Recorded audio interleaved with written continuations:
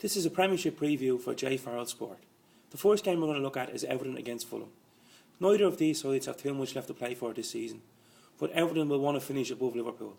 They showed last week that they don't lack fight when they got a great 4-4 draw at Manchester United.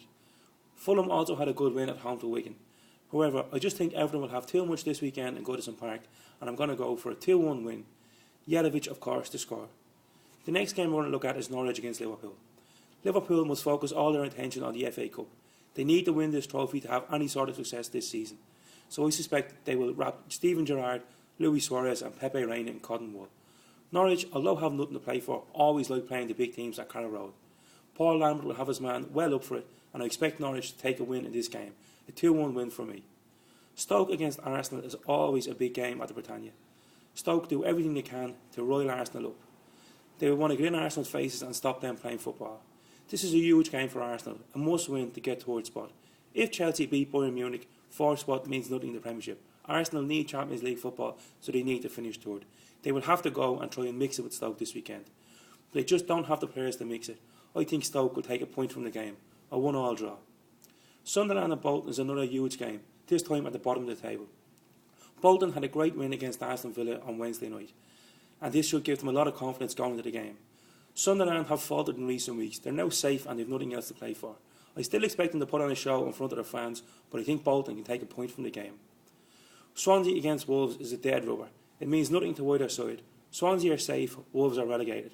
Swansea are great at home, and I think they will easily account for Wolves. A 3-0 win for the Swans for me. West Brom against Aston Villa, the Midlands derby. It's a big game every year. Aston Villa are now in serious trouble. A defeat against Bolton the other night has left Alex McLeish under serious pressure. Another defeat this weekend and he could be in real trouble of getting the sack. We fully expect him to get beaten again this weekend. Although Richard Dunn is back, they don't have enough. They haven't got enough going forward, and West Brom have turned the Hawthorns into a fortress. I expect West Brom to win 2-0. Wigan against Newcastle is another huge game at the top of the table and at the bottom. Wigan need points to survive. In recent weeks they have shown they play their best against the top teams. Newcastle, in fairness, this season have proved they are one of these top teams. They also, like Arsenal, will want third spot. Fourth is no longer good enough for them.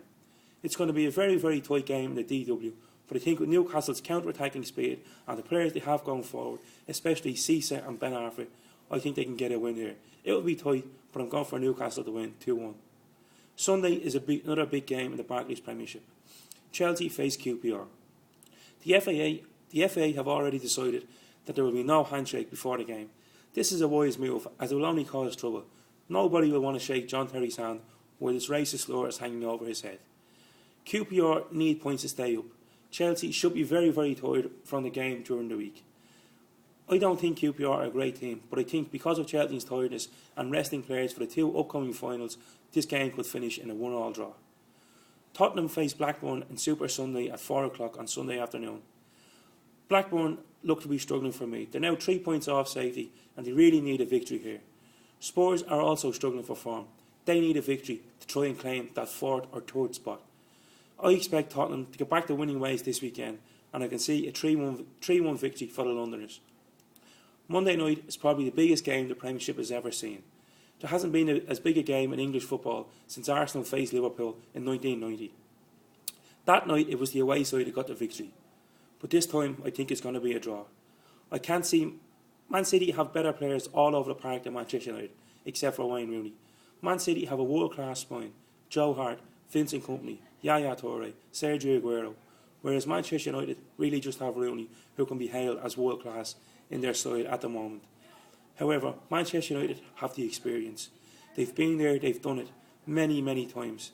This could be their 20th trophy, 20th title. Alex Ferguson has seen it, done it. Mancini has done it in Italy, but it's completely different in England.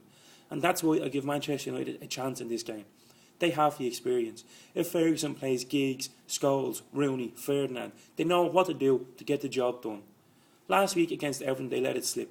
But this will give them a spur this weekend to step up and try and get something in Eastlands. I expect this game to end in a draw and Man United to go on and win the league.